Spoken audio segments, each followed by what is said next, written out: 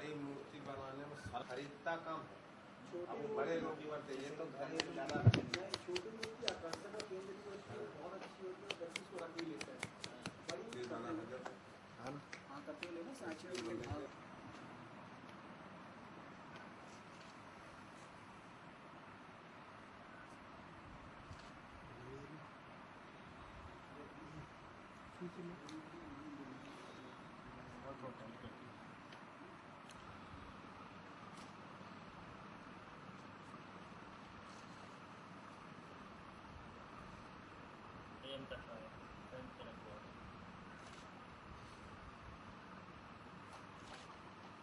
ये लोग की हाँ अभी फिलहाल जब से मेन तो गणेश चतुर्थी का जब से वो हुआ है तो इन लोगों को उसी काम में लगा दिया है। अभी गणेश चतुर्थी चल रही है, उसके बाद नवरात्र शुरू हो जाए, उसमें भी लग जाएंगे।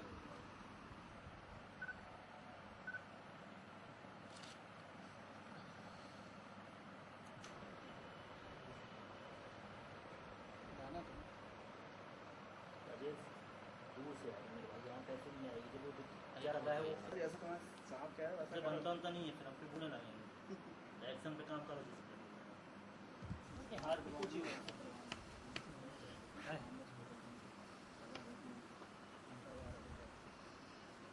हाथ के लिए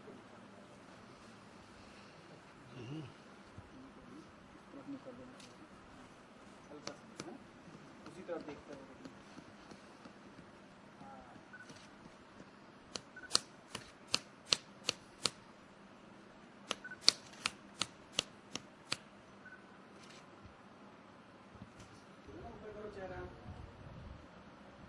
ये देखो, अरे कितना अच्छी सर्विस निकाला है यार,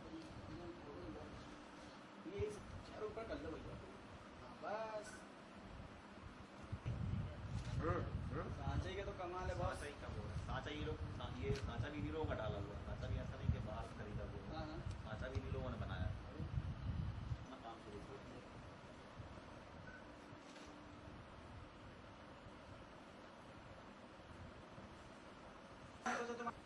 पूरा नाम ये सामने भरत गुट्टा गोवर्धन। भारत गुड्डा गोवर्धन पिताजी के नाम से होता है वो, अच्छा। पिताजी का नाम भरत गुप्ता नाम। ये भरत और गुप्ता।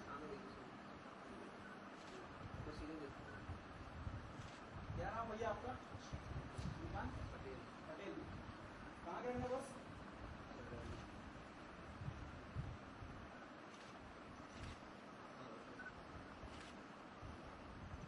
ये कितने समय से अलग अलग टाइप से उनको तुम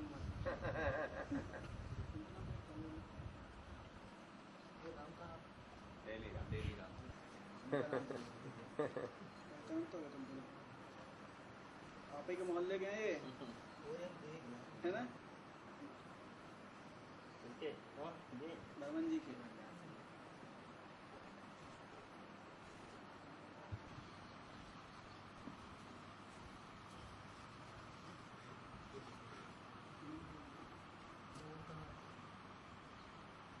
पीछे वाले कृष्णा कृष्णा कृष्णा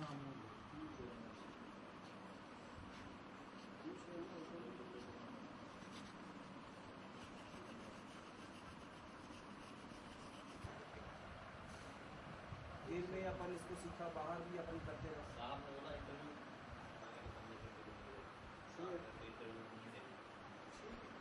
बाकी आप उनके हिसाब से आप नहीं तो उन्हीं के हिसाब से करना पड़ेगी। नेक्स्ट टाइम फिर हम बैन हो जाएगा, इसलिए हम ना लेंगे, कोई दिक्कत नहीं। फोटो हो गई बहुत है, दोबारा भी तो आना, एक स्टोरी भी बनानी है। पता चला अभी कहते हो 2-4 दिन पहले ही जब साथ है तो भी बताना, मैं बता दूँ।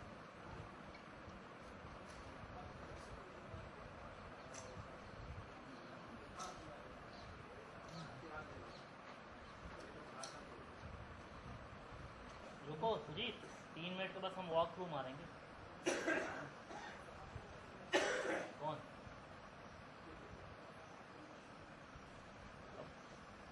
अभी कहाँ?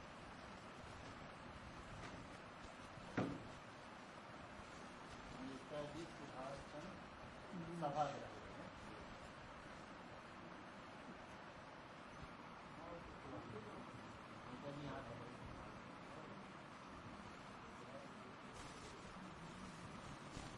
गणेश चतुर्थी नजदीक है तो गणेश जी की मूर्तियाँ बनाई, किस तरह से आपने विस्तृत योजना एलबीयू के लिए बनाई?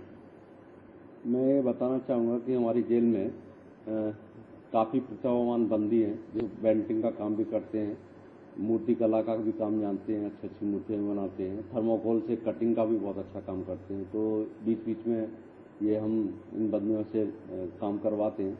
अभी गणेश जी का पर्व आ रहा है और इसमें हमारे बंदी भाई बढ़ चढ़ करके हिस्सा लेते हैं। पहली बात तो ये है कि वो चाहते हैं कि गणेश जी की पूजा उनकी द्वारा बनाई हुई मूर्ति से हो, तो वो अभी तैयारी कर रहे हैं उसकी। फिलहाल जो छोटे लेवल पे छोटे छोटे गणेश जी हैं वो अपने हाथ से बनाते हैं वो, और इस बना करके इसमें जो भी कलर वगैरह वो दे करके और ये कैंपस में इसकी बाहर बेचने की तैयारी कर रहे हैं। ये बाहर भी रखेंगे आम पब्लिक के लिए, और ये प्रतिवर्ष इसकी तैयारी करते हैं। जब भी कोई त्यौहार आता है, जैसे रक्षाबंधन का त्यौहार हो तो राखियाँ बनाती हैं अंदर महिलाएं, और ये गणेश जी का त्यौहार आता है, नवदुर्गा जी का त्यौहार आता है, तो उसमें ये बंदी भाई अपनी मूर्ति कला का प्रदर्शन करते हैं और मूर्ति तैयार करते हैं। प्रारंभिक रूपरेखा कब इन लोगों को प्रशिक्षित किया गया, किस तरह से आप इसका चयन करते हैं? मैं ये बताना चाहूँगा कि इसमें इस व्यवस्था में सबसे पहले कुछ बंदी सीखे हुए रहते हैं, कुछ ऐसे बंदी रहते हैं जो इस काम को पहले से ही जानते हैं। जब वो उस काम को जानते हैं तो उनके माध्यम से हम दूसरे बंदियों को जोड़ करके रखते हैं और इस प्रकार से इस कला को हम आगे ले जाते हैं, और छूटने से पहले दूसरा बंदी हमारा तैयार हो जाता है जो कि ये मूर्ति बनाने का कला, पीओपी का काम, सब हर तरह का काम जानते हैं बंदी और उसको करते रहते हैं। ऐसे एक बंदी दूसरे बंदी को सिखाते रहते हैं।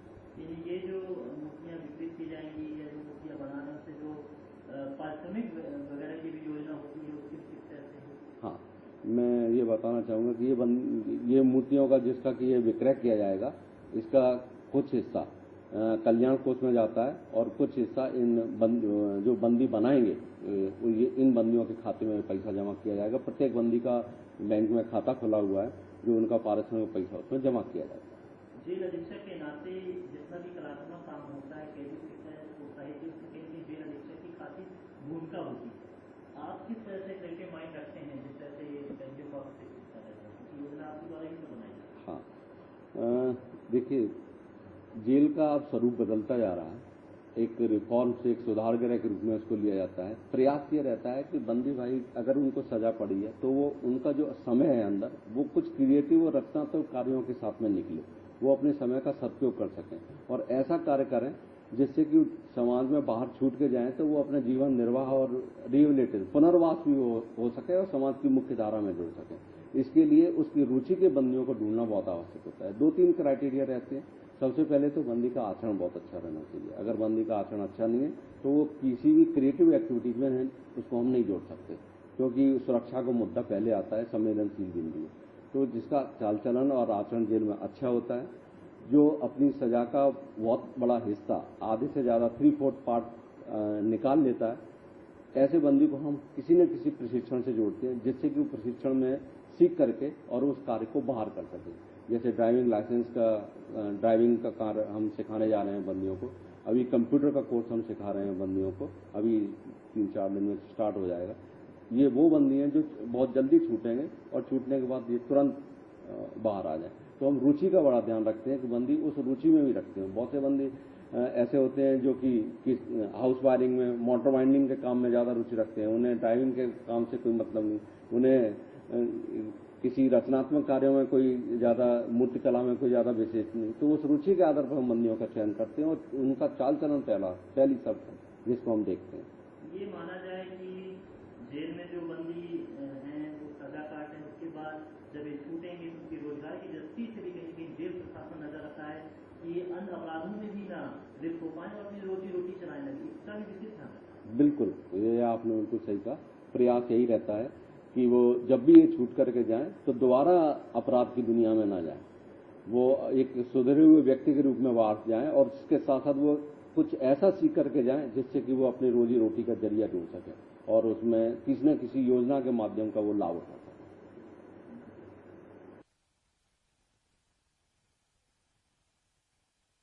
क्या है उसमें 3 या 4 बंदी ऐसे हैं जिन्होंने BA की परीक्षा पास कर ली है